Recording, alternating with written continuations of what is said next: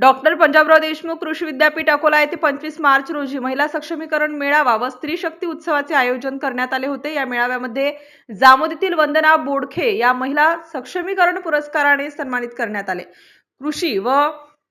कृषी संलग्न व्यवसाय उभारून त्यामध्ये यशस्वी झेप घेऊन इतर महिलांसमोर आदर्श निर्माण केल्याबद्दल वंदना बोडखे यांना हा पुरस्कार देण्यात आला।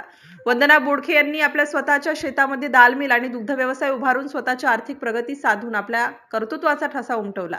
हे व्यवसाय करताना जळगाव जामोद येथील कृषी विज्ञान केंद्राचे प्रमुख डॉक्टर विकास जाधव व शास्त्रज्ञ श्यामसुंदर बोर्डे तसेच केंद्राचे तज्ञ मार्गदर्शक त्यांना मोलाचे मार्गदर्शन लाभले।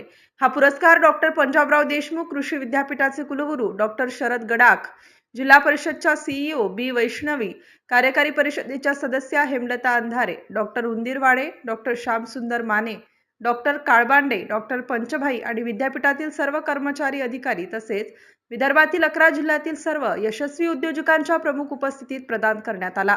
MCN न्यूज मराठीकरिता जामोदवरून आकाश उमाळे।